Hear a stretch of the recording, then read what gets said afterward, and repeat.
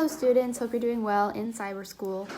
Just wanted to go over today's assignment, which is to write down your plot, setting, and other characters for your story, and that will be due tomorrow night. So it says, I'm just reading it. Today you will plan your plot outline, any settings, please excuse my husband who is doing work in the kitchen, and any other characters besides the main character that you already created. Here are the steps you need to take. Number 1. Write the outline of your plot in the form of a plot diagram, which I'm going to teach you in just a second.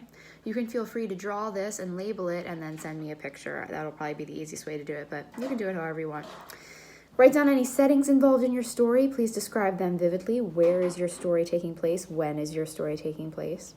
Write down the names of any other characters in the story and their relationship to the main character. So, this is the main character's mom. She's a nice lady. Or, this is the antagonist. Whatever it is, please write that down. So, that's your assignment, which we do tomorrow, Tuesday night. Today is Monday. And I am just going over plot diagramming with you because we haven't discussed that yet. So, plot diagram. I have a whiteboard. Oh my God. It's just like regular school. Plot diagramming, you've probably seen this before, you've probably done this before, it's like the squiggly line. Now my cat's meowing. It's noisy in here today. Whoop! Notice that it is not a perfectly symmetrical hill. Let's label the parts. You probably know this. The beginning, I'm gonna put this down and do it. The beginning is the exposition.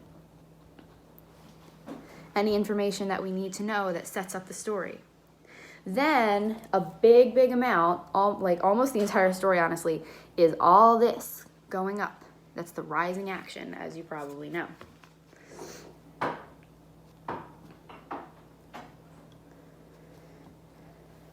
Tippy top, climax.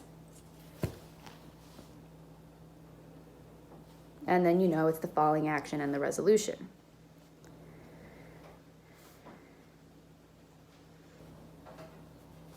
I'm going to get a different color.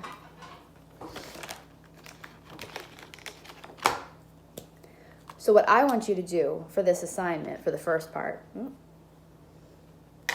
is tell me where your plot is happening in this plot diagram. So you're most likely going to be introducing us to the setting, the problem, possibly the characters in the exposition part. The vast majority of your story is going to be the rising action. This is something people screw up all the time. They want their story to be like symmetrical and in equal parts. And then, they're like, okay, I will have, a little bit of rising action climax, a little bit of falling action. The whole thing will be symmetrical. No, the vast majority of your story is the rising action. The climax should be near the end. And then you'll have a very brief falling action and resolution, especially in a story this short.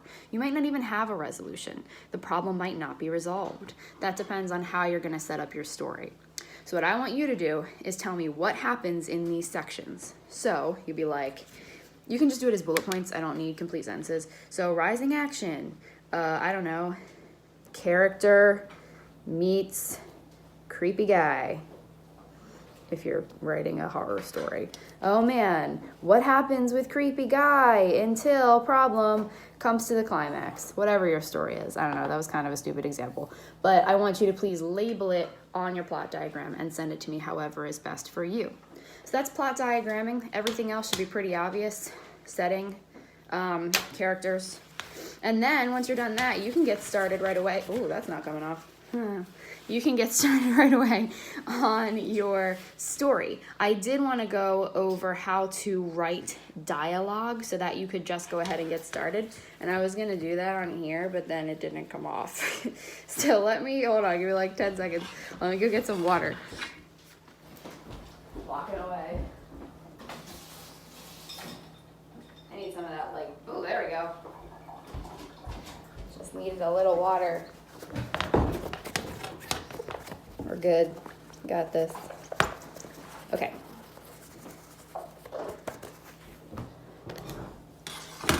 So, you do not have to use dialogue in your story, but it usually makes the story better. And people screw up the punctuation and formatting of dialogue all the time, so I'm giving it to you so that you don't lose unnecessary points for stupid things like quotations and commas and things. So, when you're doing dialogue, Each time you have a new set of dialogue, you indent, because you're going to make it a new paragraph. So, indent, exclamation point, said Mrs. Johnston. I have an exclamation point that's a special punctuation. I hope this is showing up right. I don't know if it's like mirrored. I don't know. I guess we're going to find out. I have an exclamation point. I have everything inside my quotation marks, and then I have this signifier phrase, said Mrs. Johnston, so that we know who said it. If you don't have special punctuation, there's a comma that you use.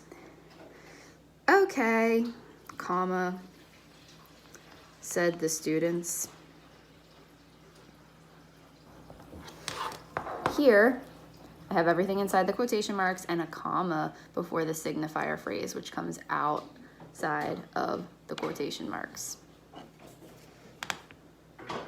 Thanks, comma, said Mrs. Johnston.